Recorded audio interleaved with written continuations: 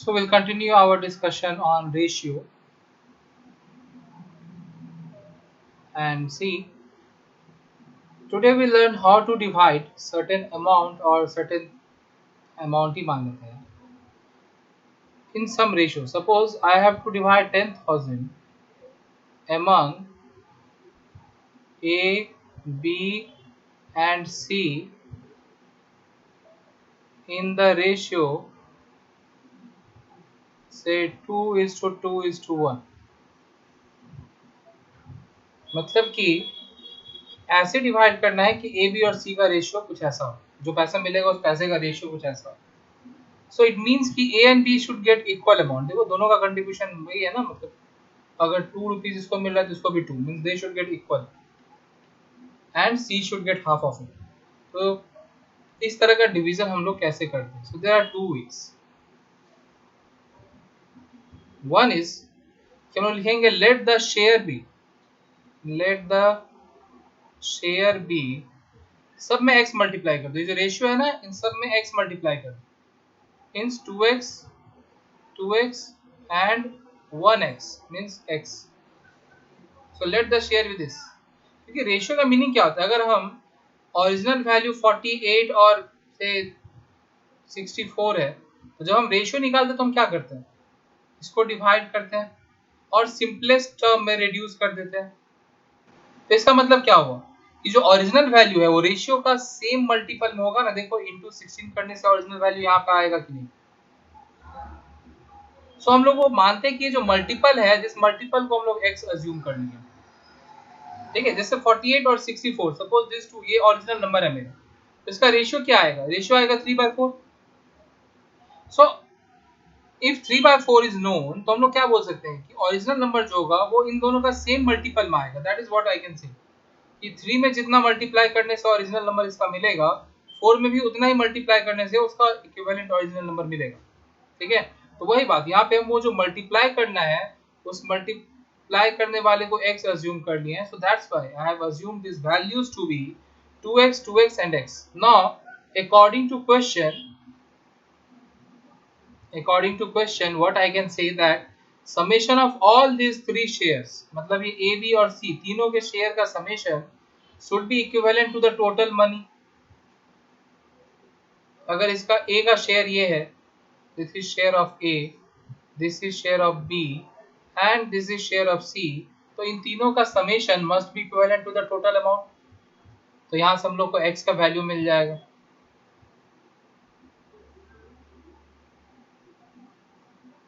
Value of x is 2000. Now I can add A share equals to 2x, which is rupees लिखना मत भूलना, यहाँ पे भी रुपीज लिखना चाहिए था. ठीक है, 2x which is equivalent to 2 times 2000 means rupees 4000. Similarly, you can find B share, that will also be 4000 and C share, that will be 2000. ठीक है, इस तरह से. तो एक ये तरीका हो गया. ठीक है, दूसरा तरीका क्या है? दूसरा तरीका क्या है? Method 2. I prefer method 1. I always prefer method 1. Sometimes 2. दूसरा तरीका है कि आप रेशियो को ऐड कर लो. You find sum of ratio, which will be here this. तो सम ऑफ रेशियो फाइंड कर लिए. अब देखो रेशियो में ये ए के लिए है, ये बी के लिए है और ये सी के लिए है. ये बात है ना रेशियो में. तो देखो हम लोग ऐसे फाइंड करेंगे. ए शेयर क्या हो जाएगा? इसका रेशियो में जितना वैल्यू है which is 2 by sum of ratio which is 5 into total amount which is 10,000. तो इस तरीके से भी हम लोग फाइंड कर सकते हैं. 4,000 we are getting the same answer. ठीक है, similarly you can find B share. So B share के लिए क्या करेंगे? बी के इक्विवेलेंट जो रेशियो है क्या है? 2 है again. So 2 by sum of ratio कितना है? 5 इनटू 10,000 जो कि टोटल अमाउंट है. So this is also 4,000. अभी देखो देखें, ये वाला इजी लग रहा होगा, मेथड 2 इजी लग रहा होगा कंपेयर टू मेथड 1, पर actually there will be questions जहाँ पे हम लोग मेथड 2 यूज करने से थोड़ा डिफिकल्ट लगेगा, method 1 will become easier for that. देखो यहाँ पे सी का कंट्रीब्यूशन रेशियो का 1, so 1, that's why I prefer method 1। सबके लिए बराबर है, मतलब वो ज़्यादा इजी है, मेरे को ज़्यादा इजी लगता है, उसमें कंफ्यूजन नहीं होता।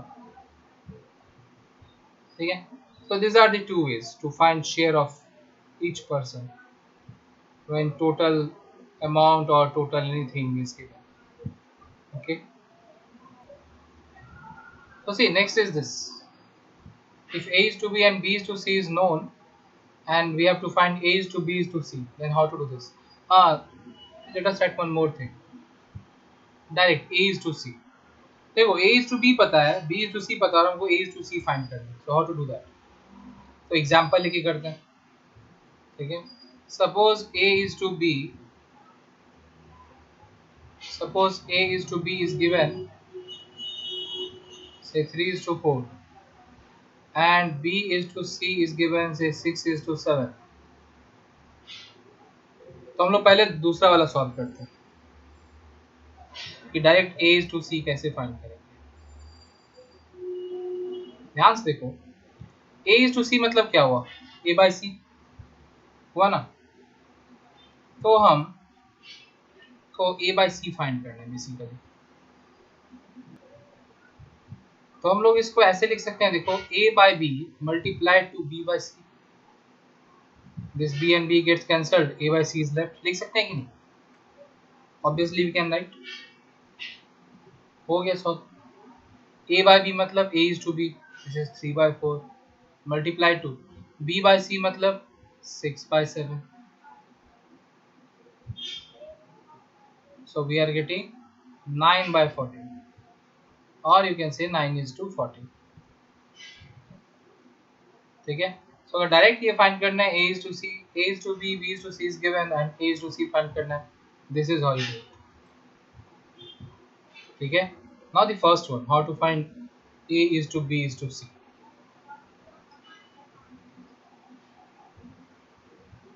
Finding A is to B is to C. ठीक है, for this what you need to do is, first you write A is to B and B is to C, and then try to equate the value of B in both the ratios. मतलब B के लिए यहाँ पे ratio में क्या contribution है, 4 का ना, और इस रेशियो में B का क्या कंट्रीब्यूशन है, 6 का. दोनों में B कॉमन है, तो दोनों में B कॉमन है, तो हम दोनों में B का वैल्यू को इक्वल करने की कोशिश करेंगे. I try to make it equal. ठीक है, so how to make it equal, यहाँ पे वैल्यू है 4 और यहाँ पे वैल्यू है 6, इन दोनों को कैसे इक्वल करेंगे? तो दोनों का एलसीएम ले लो, एलसीएम ऑफ 4 एंड 6 ले लो, मतलब B के इक्विवेलेंट जो वैल्यू है दोनों रेशियो में उसका एलसीएम ले लो, कितना आएगा 12. तो हम लोग क्या करेंगे, दोनों रेशियो में B के इक्विवेलेंट जो वैल्यू है उसको हम लोग 12 बना देंगे. कैसे? जैसे लास्ट डे हम लोग रेशियो कंपेयर करने के लिए किए थे ना, उसी तरीके से. सो A by B is 3 by 4 and I need to make it 12. यहाँ पे B का वैल्यू 12, इसलिए क्या करना पड़ेगा, मल्टीप्लाई बाय 3, तो इधर भी मल्टीप्लाई बाय 3 करो, सो 9 by 12. Similarly B by C,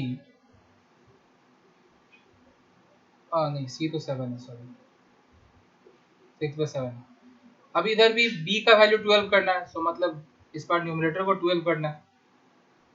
ठीक है, क्योंकि B तो न्यूमरेटर में है ना सेकेंड रेशियो के. सो क्या क्या करना होगा, इंटू 2, तो यहाँ पे भी क्रॉस 2 कर लो, हो जाएगा 14. अब दोनों में देखो B का वैल्यू सेम आ गया ना. ठीक है, तो directly I can say, not directly you can say that A is to B is to C is 9 is to 12 is to 14. ये जो न्यू वैल्यूज आएंगे, ठीक है, directly you can see 9 is to 12 is to 14. और यहीं से हम लोग तक बोल सकते हैं डायरेक्टली कि A is to C पूछा है ना, देखो 9 is to 14 डायरेक्टली, और वही आंसर आया था हम लोग का A is to C का. देखो A is to C का 9 is to 14 आया था.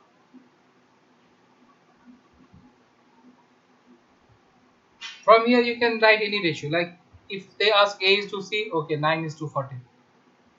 अगर A is to B is to C पता है तो I can write any ratio. If there's A is to B, okay it is 9 is to 12.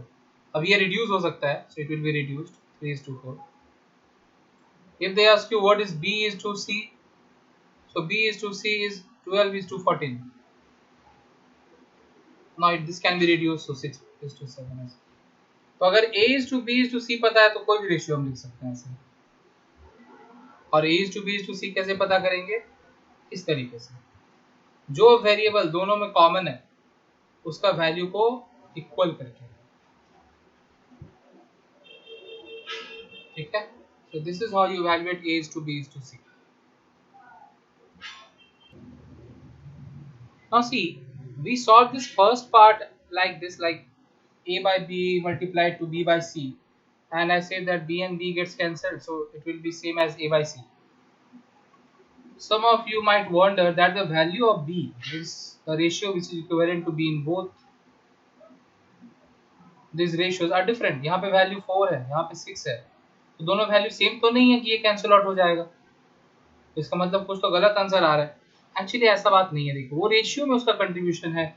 इस वाले रेशियो में B का कंट्रीब्यूशन 4 का है, ये वाले रेशियो में B का कंट्रीब्यूशन 6 का है. But that does not mean कि दोनों जगह पे B का वैल्यू डिफरेंट है. Value of B will be same for both these cases. Like, let me give you a scenario example. Suppose the value of A is 100 and value of B is 200 and C is 150. Now, if I find A is to B, so the ratio is 1 is to 2. And then if I find B is to C, the ratio is 200 by 150, say 3 times 4 times 50 से divide करो, so 4 is to 3. अब देखो यहाँ पे B का magnitude दोनों में same नहीं है, पर इसका मतलब क्या, B का वैल्यू अलग अलग है? No, it's same, it's one fixed value which is 200. B is 200 only. ऐसा नहीं है कि B 2 है या B 4 है, ऐसा नहीं है. B is 200. अब उसका हम किसके साथ उसको कंपेयर करें, अकॉर्डिंगली उसका रेशियो में वैल्यू डिफरेंट हो सकता है, चेंज आ सकता है कि वो किसके कितना टाइम्स एंड और वो डिफर कर सकता है, पर B का वैल्यू तो उतना ही रहेगा ना. So that is why when I am doing this, then it does not matter whatever the value of B is in this ratio, it cancel out hoga and we'll get A by C. Similarly we can do this for multiple stages. Suppose कि A is to B पता है, then B is to C is given and C is to D is given, and we have to find directly A is to D. तो क्या करेंगे, वही काम करेंगे, A by B into B by C into C by D. देखो ये cancel directly A by D. ठीक है, so directly whenever you have to find first is to the last, तो क्या करो, सारे रेशियो को मल्टीप्लाई करते जाओ, प्रोवाइडेड ये दोनों इक्वल है, मतलब सेम है, ये दोनों सेम है, मतलब वैल्यू सेम नहीं है, वैल्यू सेम नहीं है, वेरिएबल सेम है. ठीक है, वैल्यू सेम होना जरूरी नहीं है.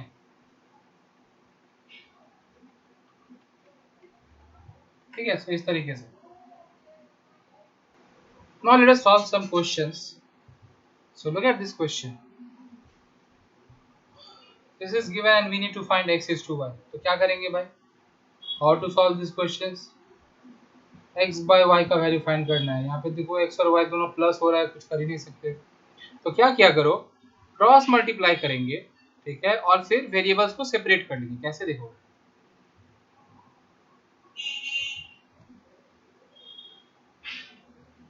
कुछ ऐसा हो जाएगा. So we are getting 9x plus 15y equals to 21x minus 35y. अब सारे y वाले को एक साइड लेके चले जाओ और x वाले को एक साइड लेके आ जाओ. ठीक है, so 9x minus 21x is equals to minus 35y minus 15y. ठीक है, so we are getting minus 12x is equals to minus 50y. ठीक है, ऐसे वेरिएबल को सेपरेट कर लेना. अब देखो x बाय y क्या हो जाएगा, माइनस 50 बाय माइनस 12. ये y को इधर लेके गया तो डिवाइड हो गया और माइनस 12 को इधर लेके आया तो डिवाइड हो गया.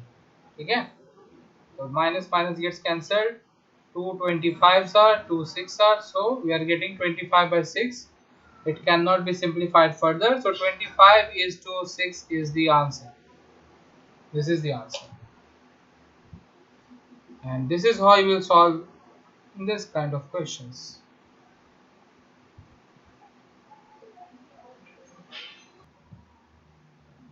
Okay, now see this question.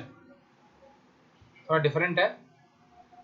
Again वही बात, सम एक्स वाई का कुछ ऐसा रेशियोज दिया हुआ है और बोल रहा है अब की बात x is to y find करने नहीं बोला है. क्या फाइंड करने बोला है?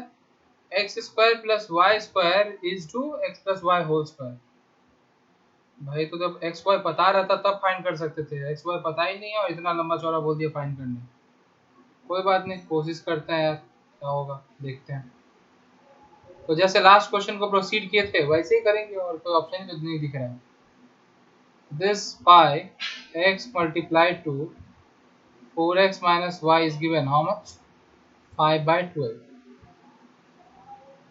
ठीक है, तो मल्टीप्लाई कर दो y को ऊपर में, तो 3xy minus Y square by इधर क्या आ रहा है 4x square minus xy is equals to 5/12. ठीक है, अब क्या करेंगे? अब क्रॉस मल्टीप्लाई करेंगे. So go for cross multiplication. So it will become 12 times equals to 5 times.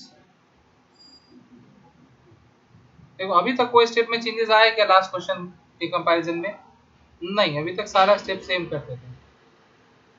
So we are getting 36xy minus 12y square is equals to 20x square minus 5x. This is what we are getting.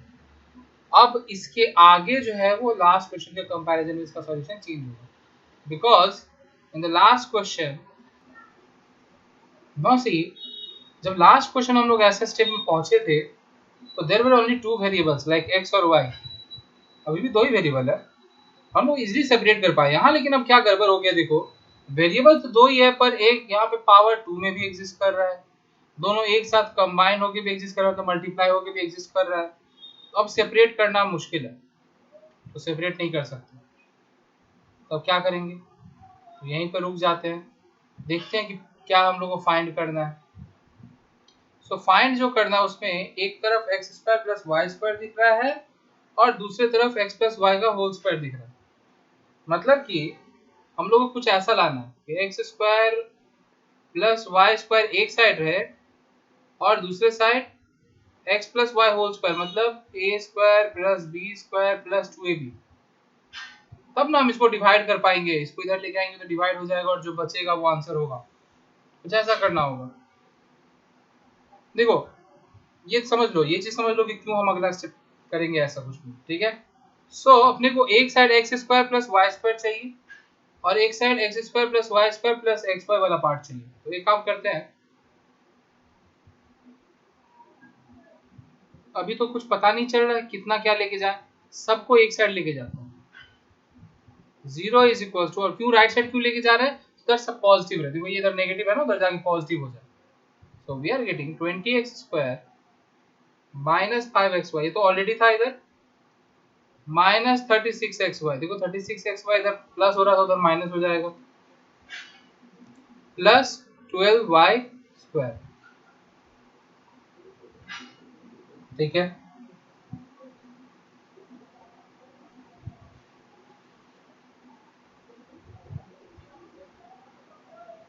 अब इसको और simplify करते हैं.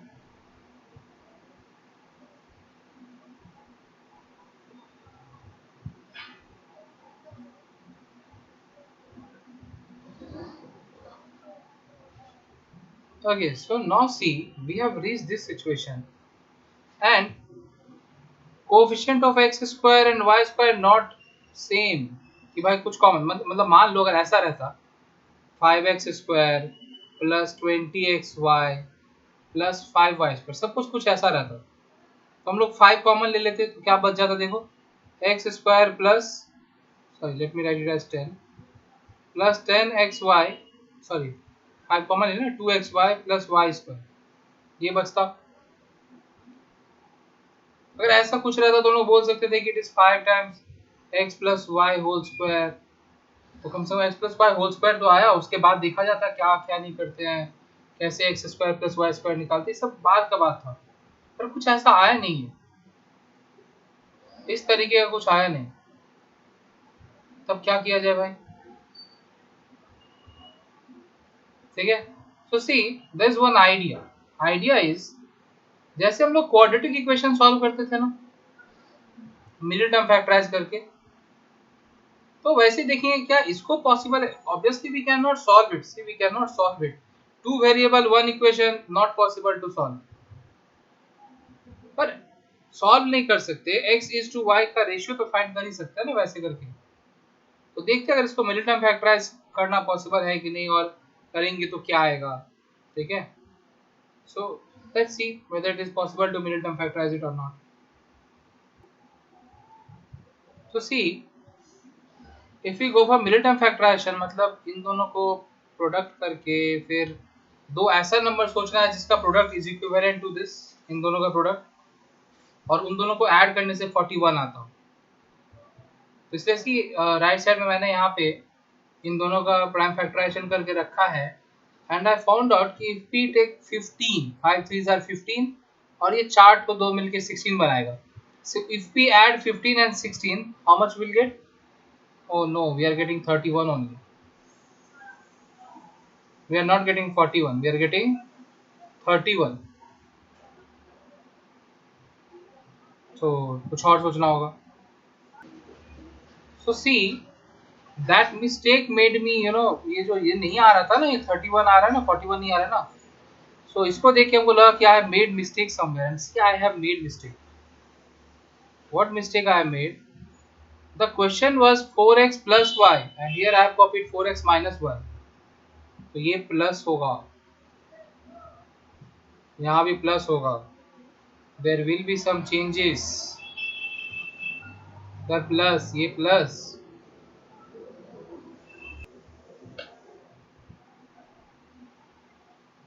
so it will be minus 5xy minus 36, so it will be actually minus 31 only.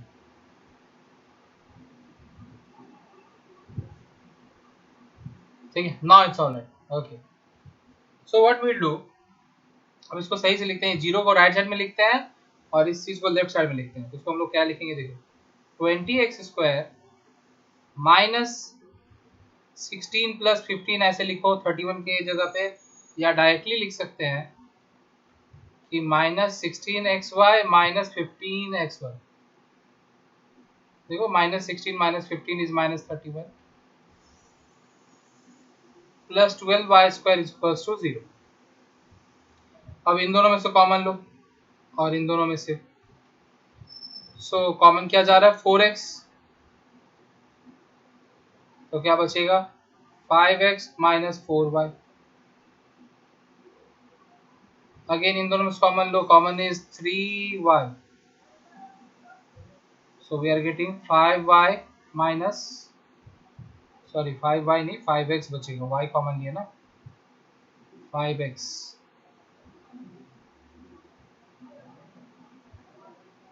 minus 4y। Okay, now I can take 5x minus 4y common from both this, so we'll be left with 4x minus 3y. So either this is 0 or this is 0.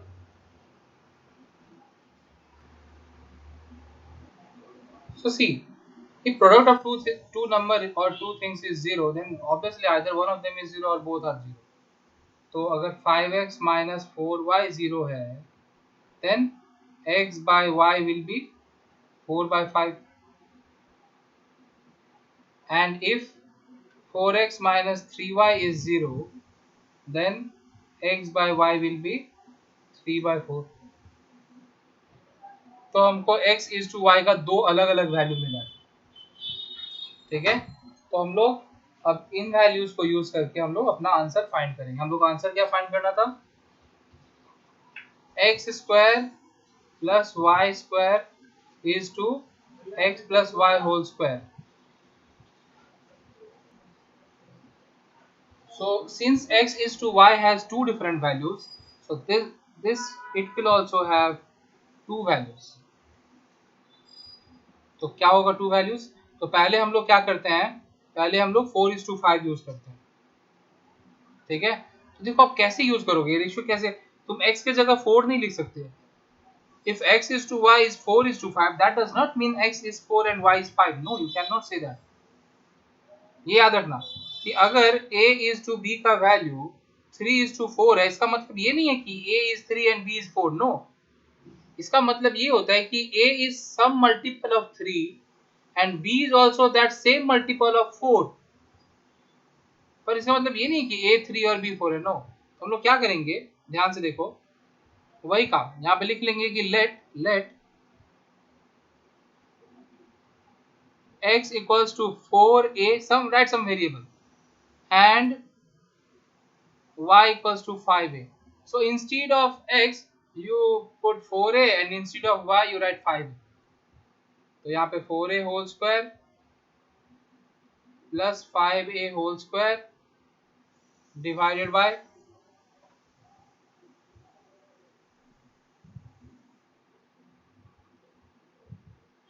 4a plus 5a whole square.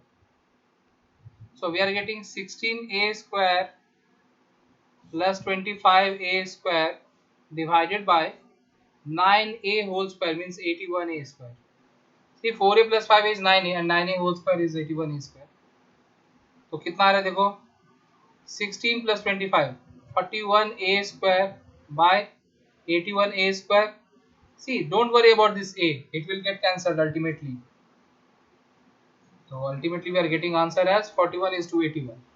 ये हो गया जब हम लोग x is to y 4:5 लिए। अब हम लोग x is to y 3:4 भी ले सकते थे, तब क्या आएगा वैल्यू देखो। Now again,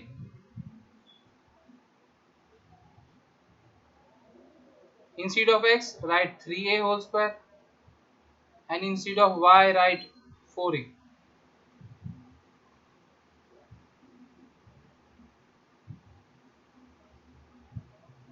And see what value you are getting.